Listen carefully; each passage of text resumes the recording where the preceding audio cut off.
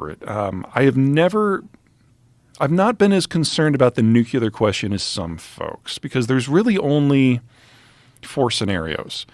Scenario 1 is the Russians consider throwing one against the United States. But we've made it very clear from our intercepts and our sharing of information with the media that we know exactly where Putin is at any time. We're listening to his phone calls. We're reading his emails.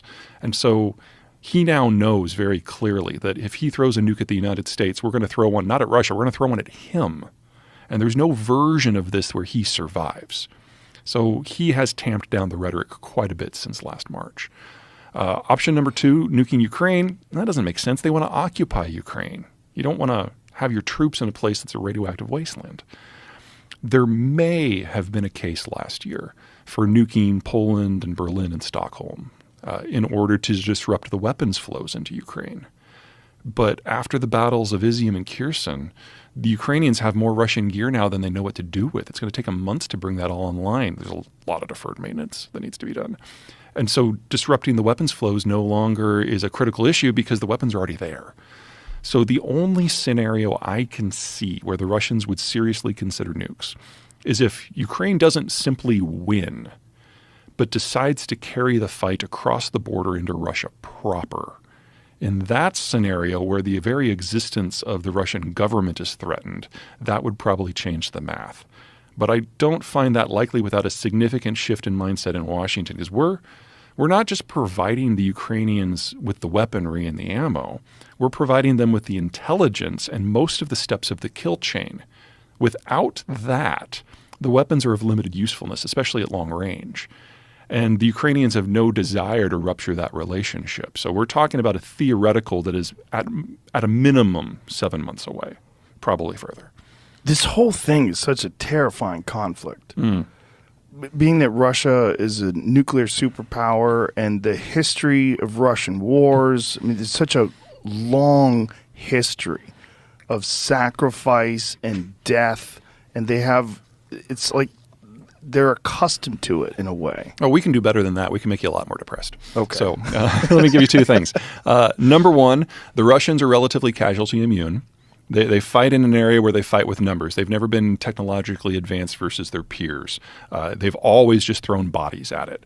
So there has never been a conflict in Russian history where they have backed out without first losing 500,000 men. We're at about 100,000 now. We have a long way to go before the Russian military breaks. So the Russians have lost roughly 100,000? That's the best guess at the How moment. many Ukrainians have been lost? Probably about a third of that. But that is a third in terms of military forces. In terms of civilians, we really don't know. It could be as much as 250,000 at this point. We just don't know. Really? Yeah, well, the data exists on the other side of the front line. All we know are about what has happened in the territories that have been liberated. And if you think of things like Bucha and Izium, German radio intercepts told us as far back as May that there were at least 70 places behind Russian lines that had suffered massacres like Bucha. And when we've had additional liberation since then, it corroborates that general assessment. So, that's piece 1 that you can be a little depressed about. The piece 2, the Russians see this as an existential fight for their survival. They feel if they don't get those blocking positions, they're doomed, and they're probably right. But we now know that the Russians are fighting so badly. They're doing much worse than the Iraqis did in 1992. Really? Oh, yeah.